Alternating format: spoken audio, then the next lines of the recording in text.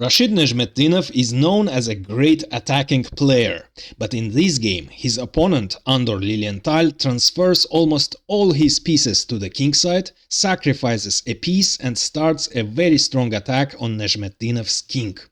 While Lilienthal's king is safe, Nezhmetdinov's position looks absolutely hopeless as his king is forced to leave his castle and is surrounded by the enemy pieces.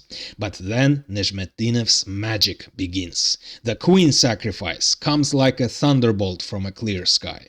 The sacrifice signals the beginning of a sudden counterattack, and Lilienthal's king gets checkmated in a few moves.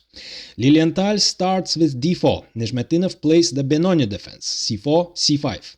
d5, crossing the center of the board and grabbing space, d6, knight c3, g6, preparing the fianchetto of the dark squared bishop, e4, bishop g7.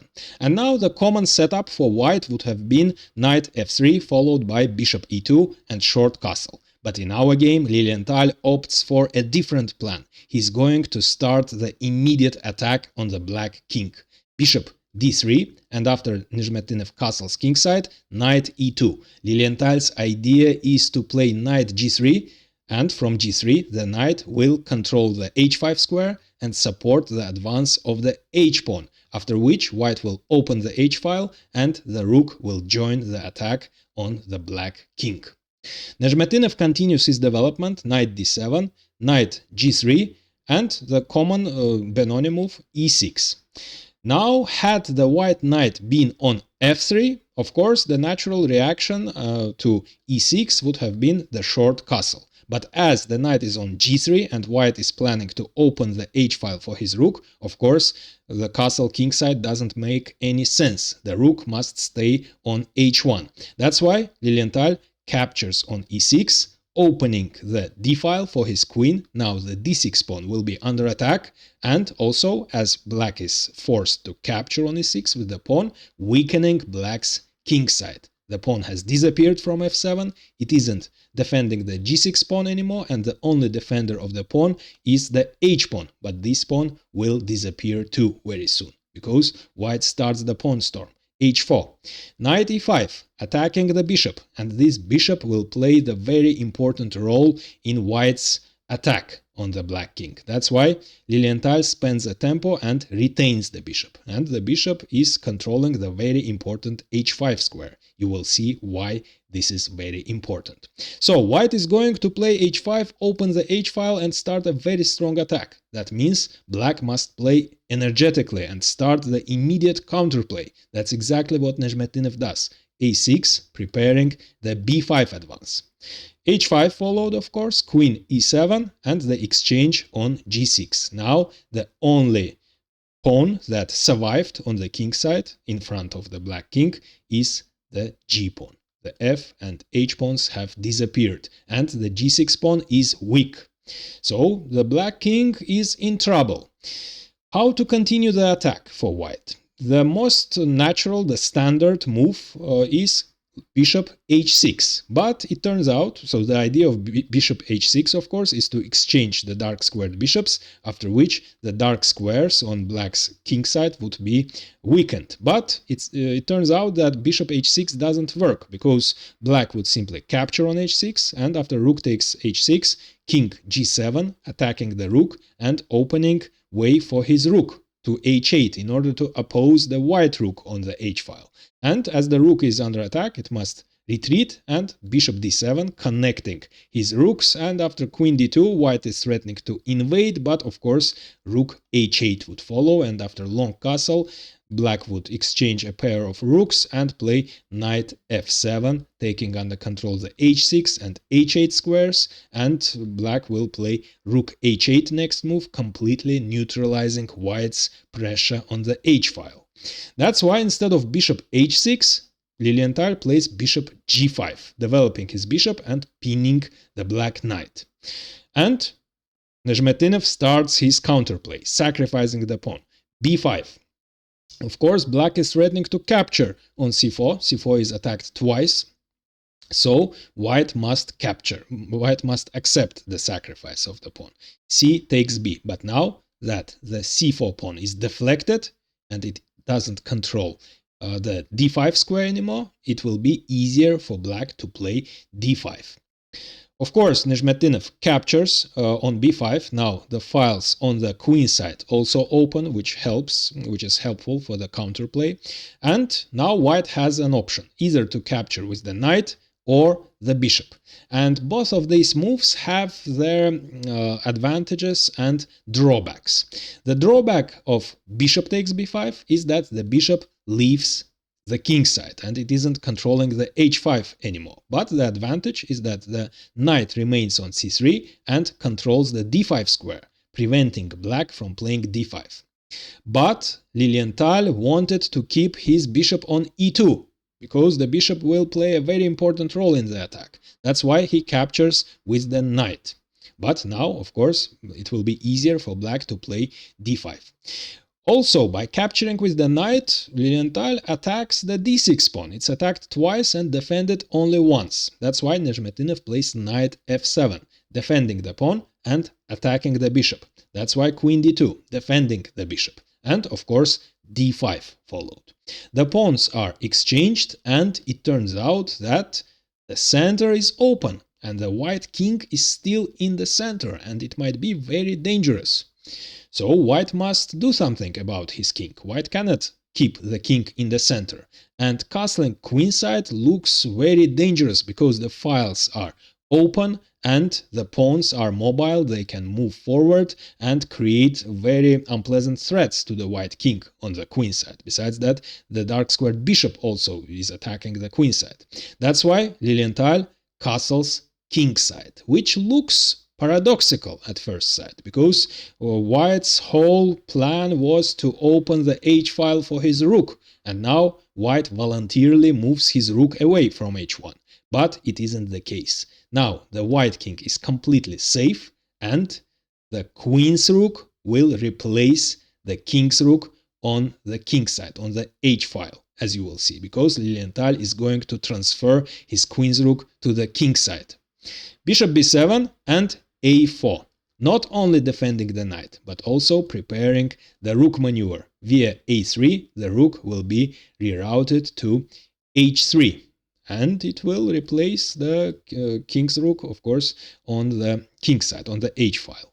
Queen d7, unpinning the knight, and Lilienthal decided to exchange on f6 in order to eliminate one of the most important defenders of the king side. Besides that, this knight controls the h5 square, which is very important. And now that this knight is eliminated, as you will see, Lilienthal will exploit this fact. The fact that the h5 is defended only by the pawn. First, he plays queen c2, attacking the pawn, and also the c5 pawn. Of course, Nezhmetdinov protects the only remaining pawn in front of his king. And here, white could have captured on c5.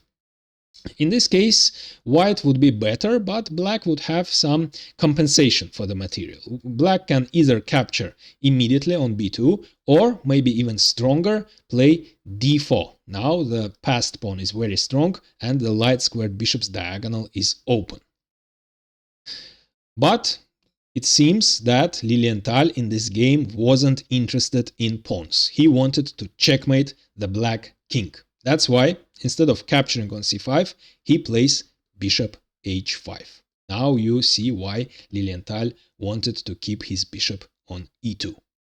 So, by playing bishop h5, he attacked the g6 pawn for the second time, and white is threatening to capture on g6 with the queen. And it turns out that black cannot accept the sacrifice. In this case, white simply plays knight takes h5, check, which is a fork, and after the king retreats, simply knight takes f6 would be deadly because the knight is attacking the queen and white creates the checkmating threats and there is nothing black can do. That's why, of course, Nezhmetdinov didn't accept the sacrifice, didn't capture on h5 and played knight h8 instead, defending his pawn. Now it's time to reroute the rook to the king side. Rook a3. After the knight moves, the rook will be ready to move to h3. Nezhmetdinov plays bishop e5, attacking the king side and moving away from f6 so that the rook can move on the f-file. Now white again could have captured on c5. In this case, again, white would be better, but again, after rook f4, for example, black would have some compensation, some counterplay attacking the a4 pawn, and also rook c4 might be unpleasant, attacking the queen. Or maybe even instead of queen takes c5, it would be better for white to play rook e1, which was suggested by Nezhmetdinov in his annotations, in order to develop the last piece with a tempo attacking the bishop. In this case, black could have played rook e8 defending the bishop, and again, white is better, but black has some counterplay, some compensation. But again, instead of rook e1 or queen takes c5, Lilienthal keeps playing as aggressively as possible. He decided to sacrifice a piece. Bishop takes g6 in order to eliminate the last pawn in front of the king and vacate the h5 square for his knight, which will jump to h5 with a tempo, with a check, and after the knight jumps to h5, the rook's way to h3 will be open, and it seems as a decisive attack. But it turns out that bishop takes g6 was a mistake. Nezhmetdinov captures the bishop. Now knight h5 check follows. Of course, the king cannot retreat to g8 or h8 because it must keep defending the knight. In this case, white would simply capture the knight. Neither can the king move to the f file. In this case, rook f3 check finishes the game. After the king moves again, the knight is lost. And that means the only thing black can do is to move his king to the h file. But now the rook moves to h3, and it seems that black's position is hopeless because white has created a terrible threat. Knight f4, the discovered check, and also attacking the g6 knight, and that will lead to a checkmate. But Lilienthal didn't foresee Nezhmetdinov's move. Now Nezhmetdinov will sacrifice his queen for white's most dangerous attacking pieces, namely for the rook and the knight. Nezhmetdinov starts a deadly counterattack and completely turns the tables. Queen takes h3. Not only eliminating white's most dangerous pieces, but also opening the g file. And black rooks will create deadly threats to the white king. After king takes h5, it turns out that although white still has some material advantage, white's position is critical because the black king, although it's placed on the h5 square, is completely safe. The knight is too far away, the rook cannot attack the king, and the only queen cannot create any serious threats to the black king, while the white king is in trouble because all black pieces will attack it. The g-file is open, the dark-squared bishop is attacking the king side, the light-squared bishop is also attacking it because black can open its diagonal at any moment by playing d4, and the knight will join the attack via f4. Lilienthal captures on c5. Now, of course, Nezhmetdinov could have captured on a4, but now it's Nezhmetdinov who isn't interested in pawns. He wants to checkmate white king. That's why he plays rook f3, attacking the h3 pawn and opening way for his second rook. In order for attack to be successful, all pieces must take part in it. So the h3 pawn is under attack, and there is no way white can defend it. King g2, attacking the rook and defending the pawn, doesn't work. It is losing on the spot because of knight h4, check, and defending the rook. And after the king retreats, of course, checkmate in 2 moves would follow in this case. Probably after rook f3, the best thing white could do would be rook e1. Vacating the f1 square for the king in the anticipation of rook g8. In this case, white could have continued the resistance, but in this difficult position, Lilienthal makes a decisive mistake. He plays knight d4 instead, which looks natural, because the knight is coming closer to the king side in order to take part in the defense of the king side, and also is blockading the d-pawn. In case this pawn moves forward, the light-squared bishop will turn into a monster. But knight d4 is losing, because Nezhmetdinov now captures on h3, creating terrible threats, namely bishop h2 check, and after king g2, knight f4 check. Just to illustrate the danger, let's say white makes a random move, a5 for example, then bishop h2 check, the king cannot move to h1 because of the discovered check, and the queen is lost, and if the king moves to g2, then the knight invades f4 check and again defends the rook, and the king and the rook from h3 also is cutting the king on the third rank, so the king cannot escape via f3 and it must retreat. And after that, bishop g1 discovered check, king must take, and the checkmate on the g file would follow. That's why after rook takes h3, in order to prevent bishop h2 check followed by knight f4 check, Lilienthal plays knight e2 taking under control the f4 square. Now bishop h2 doesn't work because after king g2 black cannot play knight f4 check anymore. But the immediate knight f4 works very well. So by playing knight f4, Nezhmetdinov is attacking the knight, threatening to capture, and also the knight has moved away from g6, and that means the g file is open and black is threatening deadly rook g8 check. White cannot play knight g3, hoping to close the g file. That leads to a very beautiful combination. First the exchange sacrifice, after f takes g, the diagonal is open, and black plays bishop d4, check, attacking the queen, luring the white queen to d4, after which knight e2 fork would follow and black is 2 pieces up. That's why after knight f4, Lilienthal captures on f4. Of course, Nezhmetdinov eliminates the knight and he is threatening checkmate in 1 again. Not again, the first time. Checkmate in 1 is threatened. That's why Lilienthal plays king g2, attacking the rook. And now you can pause the video and try to find the brilliant finishing move, the final blow.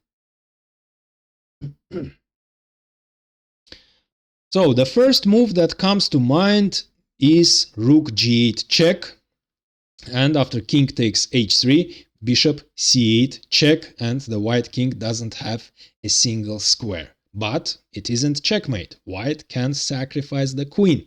And after rook takes c8, black is still winning, but white can continue the resistance because he has 2 pawns for a piece. Nezhmetdinov's move was much stronger. Instead of the immediate rook g8, he plays rook c8 first, in order to force the white queen to leave the c-file, kicking it out.